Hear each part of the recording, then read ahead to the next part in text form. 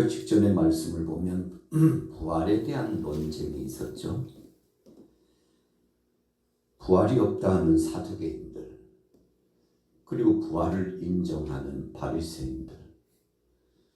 어찌 보면 살아가는 삶의 형태가 비슷비슷하고 똑같은 것 같았지만 사두개인들은 부활을 믿지 않았습니다. 바리새인들은 부활을 믿었습니다.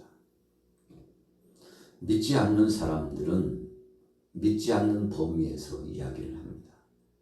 믿는 사람들은 그 믿음을 고백하게 되어 있는 거죠.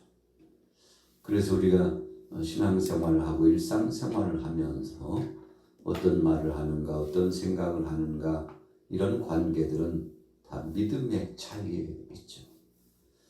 우리가 식탁에 앉아서 혹은 차를 마시면서 대화를 나누어도 그 대화의 흐름의 줄기가 믿음 있는 사람들끼리 모이면 믿음에 대한 이야기를 하게 되어 있습니다. 그러나 그 중에 한두 사람이라도 믿음 없는 사람이 섞여 있으면 이 대화의 흐름이 왔다 갔다 합니다. 어떤 때는 믿음 생활의 이야기를 하고 어떤 때는 믿음 생활과 상관없는 이야기를 합니다. 그래서 같이 만나는 사람들과의 관계도 마찬가지입니다. 모두 다 예수님을 구주로 영접하고 하나님 앞에 영광 돌리면서 살아가는 사람들끼리만 모이면 시작에서부터 마지막 끝까지 계속 믿음 안에서 계획도 세우고 믿음 안에서 일정을 진행하고 또 믿음 안에서 서로 주고받는 그런 삶의 대화가 계속 이어져 가는 거죠. 믿지 않는 사람이 섞여 있으면 이 혼란이 옵니다. 그리고 종국적으로는 그것에 대한 이 간극이 너무 커가지고 어떤 때는 좀 아쉽고 안타깝지만 서로 관계를 끊을 수밖에 없는 그런 때까지 가게 되는 거죠. 그래서 성경에도 그런 말씀을 주님께서 주신 거죠. 믿지 않는 사람들과 멍해를 같이 하지 말라. 자, 이 멍해라고 하는 것이 뭔가요?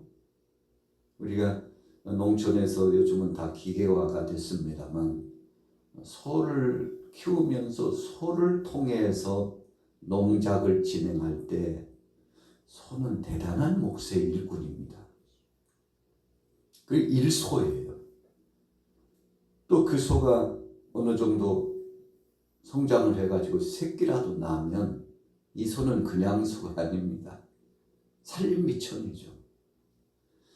그래서 1년 중에 아주 중요한 일이 있으면 그 송아지를 팔아가지고 살림미천을 하고 그러지 않습니까? 그런데 이 멍에를 쟁기질을 할 때 멍에를 그냥 소 하나에다만 씌우면은 그런 일이 없는데 어떤 때는 좀 힘이 딸리고 과격한 그런 농작을 진행할 때는 소를 2마리를 이렇게 멍에를 씌워가지고 밭갈이를 하고 농밭의 일을 참 기묘하게 잘합니다.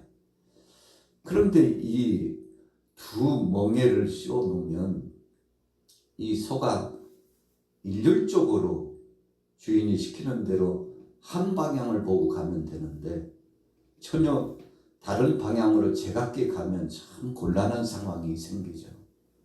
한쪽 오른편의 소는 자기 나름대로 가고자 하는 목적으로 가고 왼편의 소는 왼편의 소대로 가고자 하는 목적으로 가게 되면 참 난감할 때가 굉장히 많죠.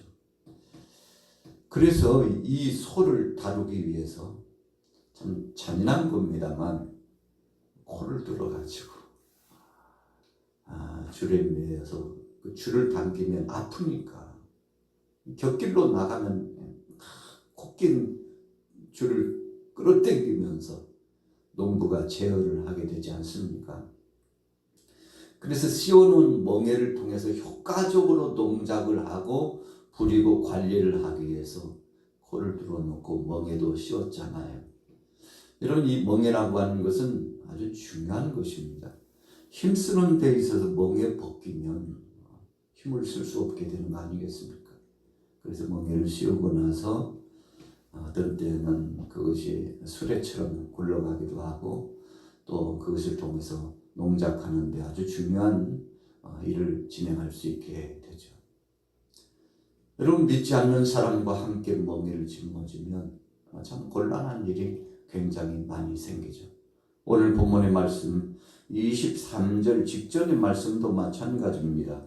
부활이 없다 하는 사두개인들이 그날 예수께 와서 물어 이르되 선생님이여 모세가 일렀으되 사람이 만일 자식이 없이 죽으면 그 동생이 그 아내에게 장가들어 형을 위하여 상속자를 세울지니라 하였나이다. 기업 무르는 일을 위해서 형이 결혼을 했는데 자녀를 얻지 못했어요. 그러다가 그 형이 죽으면 그 가정에서는 그 형수와 더불어서 그 동생이 함께 관계를 해서 책임 있는 기업을 물어서 후사를 잇도록 하는 것이 전통적으로 내려오는 관례였죠. 어찌 보면 이건 좀 합당한가, 이건 합당하지 않다라고 생각할 수 있겠습니다만 어떤 한 사람이 태어나서 후사를 갖게 된다는 것은 하나님 앞에서 아주 중요한 책무입니다. 그 책무가 끊어지지 않도록 하기 위해서, 다른 말로 표현하면 믿음의 자녀의 그 믿음의 가족들이 계속 후사를 잇고 창대케 되는 역사가 이루어지도록, 그것이 끊어지지 않도록 하는 것이 아주 중요했던 거죠. 고대 근동에서는 족장시대의 그 삶이라고 하는 것은 아주 중요하죠. 그래서 자녀가 몇인가에 따라서, 식솔들이 몇인가에 따라서 그 사람의 이 파워 게임이 진행됩니다. 그래서 비슷비슷한 동네가 왼쪽에도 있고 산 너머에도 있고 오른편에도 있고 그렇다면 사람 수가 많은 쪽이 승리를 합니다. 살다 보면 경계선을 넘나들고 짐승이 넘어가고 사람이 넘어가고 그럴 수 있거든요.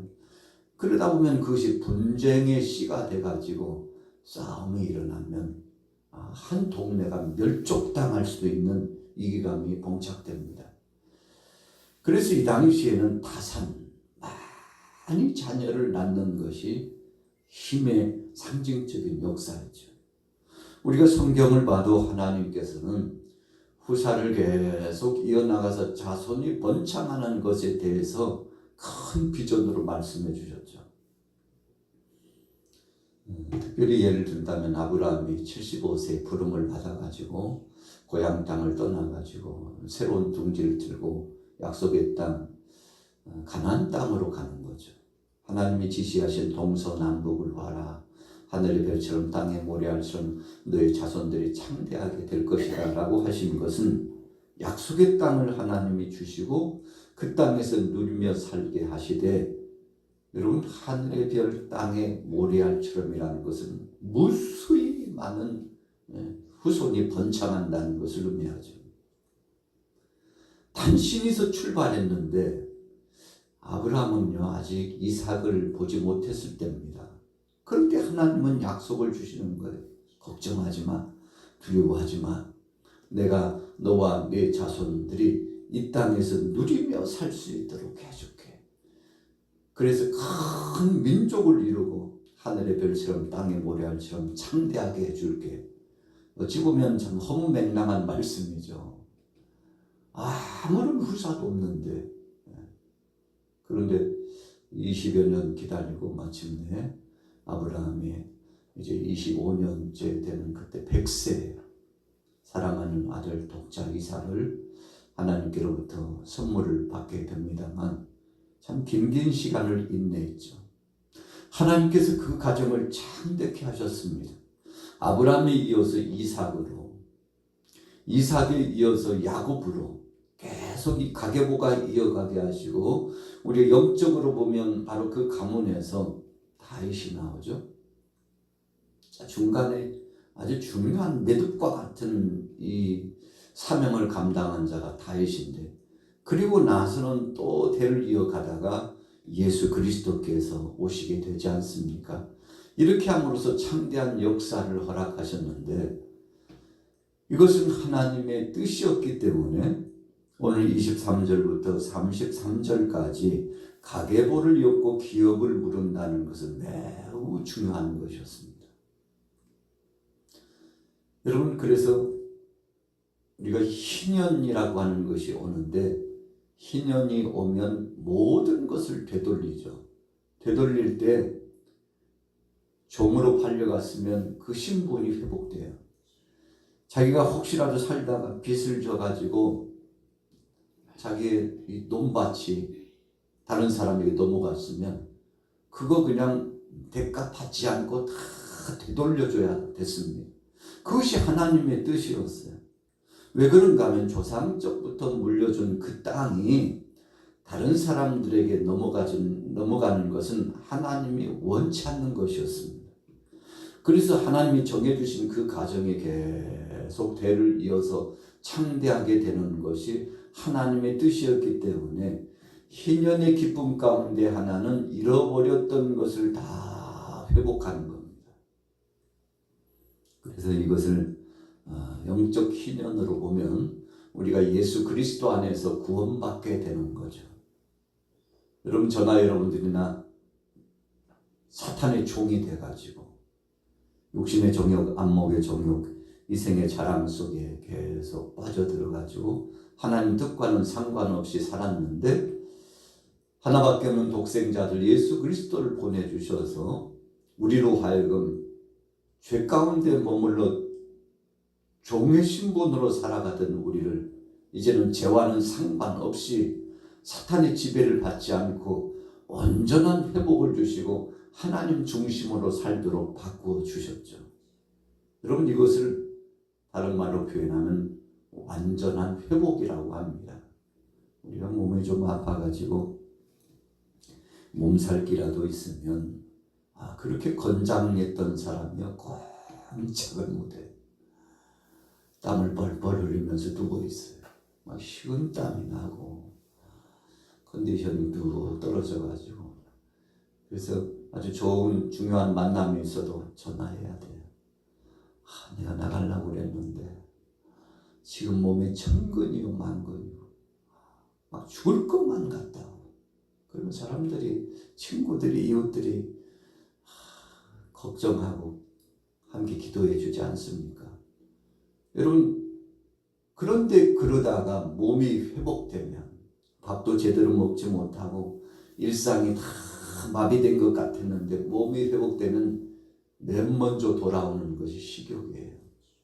그리고 건강이 회복이 돼가지고 누워만 있던 사람이 앉아있고, 앉아만 있던 사람이 일어나서 그냥 쥐만 빙빙 돌던 사람이 밖으로 나가서 산책도 하고, 산책만 하지 않고 힘을 더 얻으면 이제 역동적으로 일을 할 수 있게 되지 않습니까? 여러분, 이 회복이라고 하는 것은 매우 중요합니다. 그래서 우리가 영적으로 하나님의 그 크신 사랑을 받고 하나님의 은혜를 힘입어가지고 지금 건장한 일상생활을 하고 있는 것이 얼마나 감사한지 모릅니다. 그래서 주신 말씀이 부활 때에는 30절에 보니까 장가도 아니 가고 시집도 아니 가고 하늘에 있는 천사들과 같으니라. 여러분, 부활 때에는 여보 어디서 서로요, 남편이 아내가 남편을 찾는 것에 목적을 두고 이런 의미보다도 뭐라고 말씀하고 있습니까? 하늘에 있는 천사들과 같으니라. 천사들의 사명은 하나님을 수종들고 천사들의 사명은 사람을 수종드는 이 두 가지 사명이 있습니다. 여러분, 우리가 장차 부활의 영광을 맞이하고 주님 앞에 서면은 모든 사람들이 육체와 영혼이 변화체가 돼가지고 새 사람이 돼서 하나님을 섬기고 서로 섬기면서 위에서 헌신하는 그런 삶을 살게 된다는 거 아니겠습니까? 이 땅에서 살아가는 삶의 그 원리와 삶의 그 질서와는 전혀 다른 하나님 나라의 질서와 하나님께서 허락하신 그 범위 안에서 정말 행복하고 감사할 수밖에 없는 삶으로 이어져 나간다는 것입니다. 여러분, 그래서 오늘 사두개인들이 걱정했던 바와 같이 육신적인 그런 범위를 벗어나서 하나님께서 허락하신 그 영화로운 그 나라에서 마음껏 누리면서 걱정하지 않고 하나님의 은혜 가운데 살아가게 되는 그날이 온다는 것입니다. 여러분, 이것이 바로 하나님의 사랑으로 말미암아 우리에게 주어지고 회복된 거죠.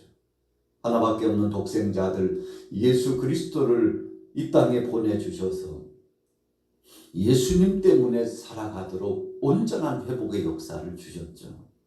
그래서 주신 말씀이 바로 오늘 34절이 결론입니다. 자, 같이 한번 읽어보겠습니다. 34절부터 시작. 예수께서 사두개인들로 대답할 수 없게 하셨다.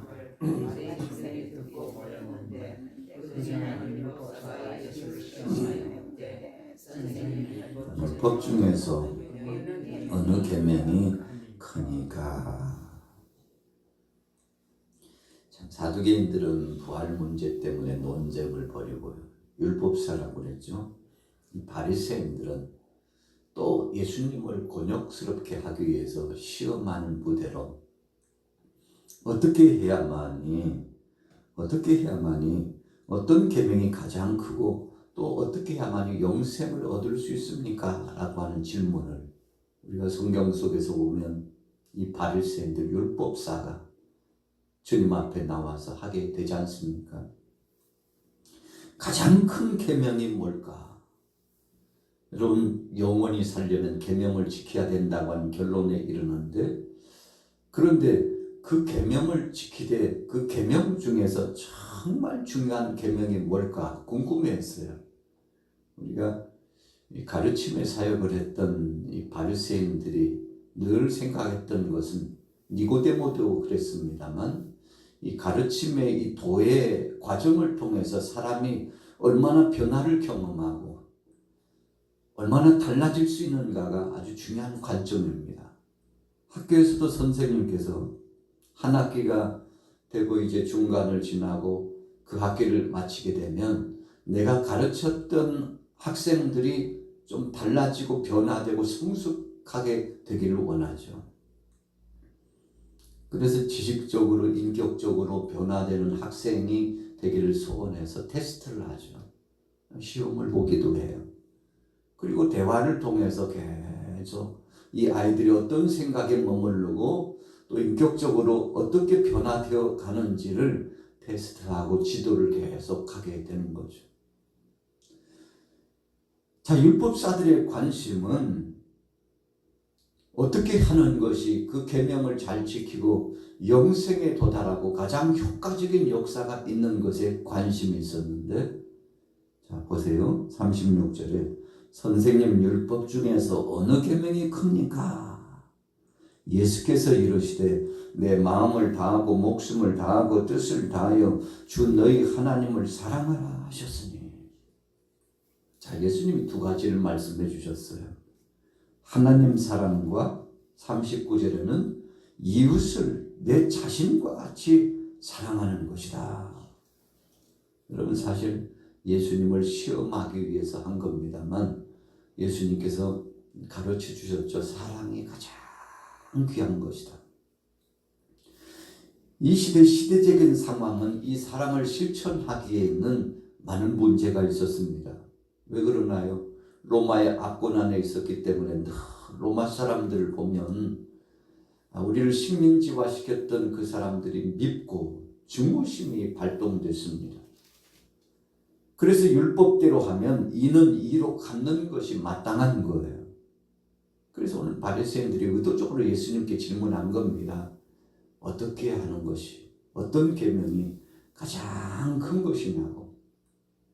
그런데 예수님은 서슴없이 말씀합니다. 사랑이다. 사랑이다. 하나님을 사랑하고 이웃을 내 몸과 같이 사랑하라. 여기서 이웃은요, 이방인들입니다. 이방인들을 사랑하라는 거예요. 그러나 이들이 가졌던 신앙 사상은 이방인들은 개 같은 존재입니다. 상종에서는 안 될 존재예요. 더군다나 로마의 그 엄청난 압권이 지배하고 고통을 주었기 때문에 저들을 사랑한다는 것은 이율배반적인 겁니다.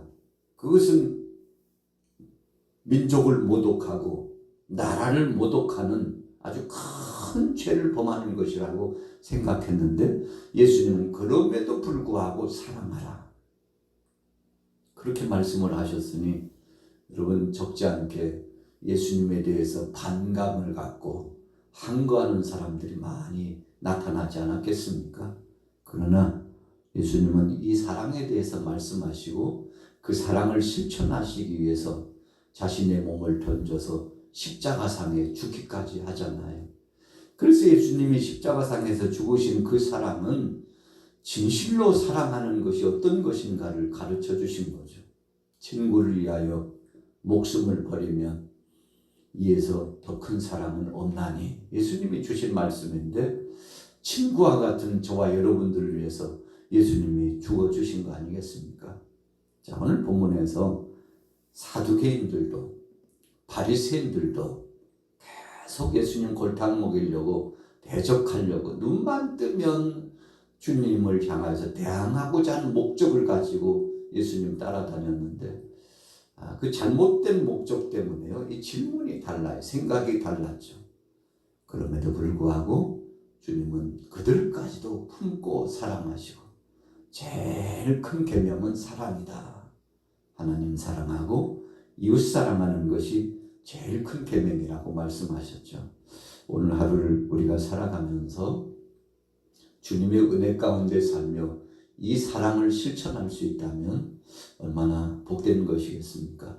우리는 어떤 때는 상식 때문에 또 편견 때문에 내가 생각하고 있는 그 생각의 범주 때문에 주님의 말씀을 받아들이지 못할 때가 많으나 우리가 성령 안에 거하고 주님 뜻에 나 자신을 순복하면 이 일을 실천할 수 있게 되는 거죠. 오늘도 말로만 아니라 믿음을 가지고 실천적인 사랑을 실천하는 주님 닮은 믿음의 사람 되시기를 예수님의 이름으로 축원합니다.